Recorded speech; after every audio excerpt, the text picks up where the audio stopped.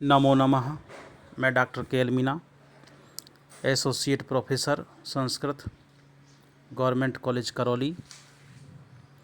Sanskrit online class में हमने पिछली कक्षाओं में कर्ता कारक प्रथमा विभक्ति, कर्म कारक द्वितीय विभक्ति और करण कारक तृतीय विभक्ति के विषय में अध्ययन किया।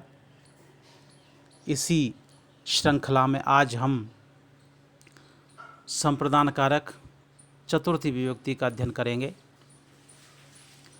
संप्रदान का अर्थ होता है सम्यक रूप से प्रदान करना। सम प्लस प्रदान, सम्यक रूप से प्रदान करना ही संप्रदान कहलाता है।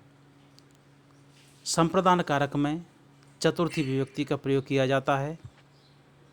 संप्रदान कारक का सूत्र है कर्मणा यमभिप्रेति सह संप्रदानम।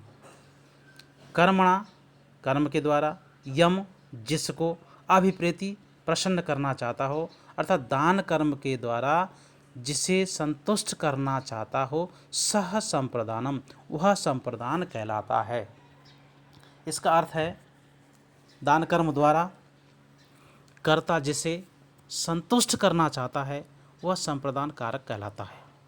तथा चतुर्थी संप्रदान सूत्र से संप्रदान में चतुर्थी विभक्ति का प्रयोग किया जाता है। जैसे उदाहरण है राजा ब्राह्मणाय गाम ददाति। राजा ब्राह्मण को गाय देता है। इस वाक्य में ब्राह्मणाय में संप्रदान कारक है, चतुर्थी विभक्ति का प्रयोग किया गया है। राजा ब्राह्मण के लिए गाय दे रहा है। राजा ब्राह्मण को गाय रूपी दान कर्म द्वारा संतुष्ट करना चाह रहा है, प्रसन्न करना चाह रहा है, और जो प्रसन्न होता है, संतुष्ट होता है, उसमें संप्रदान कारक होता है। उसके बाद चतुर्थी संप्रदान सूत्र से उसमें चतुर्थी विभक्ति लगाई जाती है। अतः यहाँ पर ब्राह्मणाय में चतुर्थी विभक्ति प्रयुक्त हुई है। अन्य उदाहरण है विप्राय गाम ददाति। विप्र के लिए गाय देता है। इस वाक्य में विप्र को गाय देना चाहता है, यानी कर्ता गाय को विप्र के लिए देना चाहता है। अतः उपरोक्त सूत्र कर्मणा यमभिप्रेति स संप्रदानम से विप्र की संप्रदान संज्ञा हुई है। तत्पश्चात चतुर्थी संप्रदान सूत्र से चतुर्थी विभक्ति का प्रयोग किया गया है। इसके अन्य उदाहरण हैं सह ब्राह्मणाय धनम ददाति। वह ब्राह्मण के लिए धन देता है। यहाँ पर ब्राह्मणाय में संप्रदान कारक है, चतुर्थी विभक्ति लगाई गई है। माता बालकाय फलम ददाति। माता बालक के लिए फल देती है।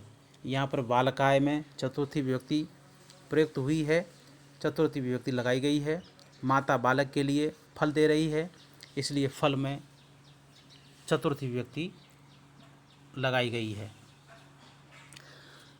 इसके अलावा एक विशिष्ट बात जो है वो इस प्रकार है कि संप्रदान जो कारक होता है, संप्रदान से तात्पर्य होता है वह होता है कि जिसे जो वस्तु दी जाती है उसे वापस नहीं लिया जाए, वही संप्रदान होता है। अर्थात दान वही कहलाता है, संप्रदान वही कहलाता है जब किसी को कोई वस्तु दी जाए और देने के बाद वह वापस नहीं ली जाए, उसे ही हम संप्रदान कहेंगे। यदि किसी को वस्तु दे दी गई है, उसके पश्चात वह वापस ले लें तो वह संप्रदान नहीं कहलाएगा, दान कर्म नहीं कहलाएगा। दान वही कहलाता है देने के बाद वापस नहीं लिया जाए, वही संप्रदान माना जाता है। उसमें ही हम चतुर्थी विभक्ति का प्रयोग करते हैं। जैसे सह रजकस्य वस्त्रम ददाति। वह रजक को कपड़ा देता है, वह धोबी को कपड़ा देता है। यहाँ पर रजकस्य जो शब्द है उसमें चतुर्थी विभक्ति का प्रयोग नहीं किया गया है। दान कर्म में चतुर्थी विभक्ति का प्रयोग होना चाहिए था, देने में चतुर्थी विभक्ति का प्रयोग किया जाना चाहिए था, परंतु सह रजकस्य वस्त्रम ददाति, वह धोबी को कपड़ा देता है।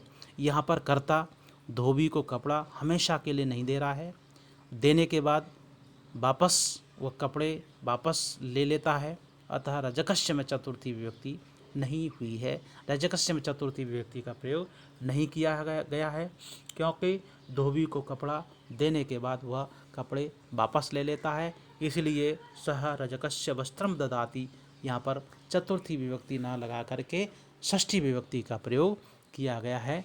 इससे स्पष्ट हो चुका होगा कि दान कर्म के द्वारा कर्ता जिसे संतुष्ट करना चाहता हो उसे संप्रदान कहते हैं।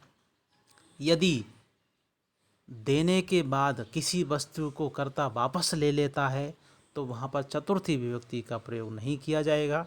जैसे सह रजकस्य वस्त्रम ददाति, इस उदाहरण में वह रजक से वस्त्र वापस ले लेता है, धोबी से कपड़े धुलवाने के बाद वह कपड़े वापस ले लेता है, अतः यहाँ पर चतुर्थी विभक्ति का प्रयोग नहीं किया गया है, षष्ठी विभक्ति का प्रयोग हुआ है। अतः यह है, अर्थ इसका यह है कि जब देने के बाद कोई वस्तु वापस ली जाए उसे संप्रदान नहीं कहेंगे, संप्रदान दान कर्म को कहेंगे। और दान कर्म वह होता है जिसे एक बार वस्तु दे दी जाए उसे वापस न लिया जाए, उसमें ही हम संप्रदान कारक का प्रयोग करेंगे और संप्रदान में चतुर्थी विभक्ति लगाएंगे। धन्यवाद।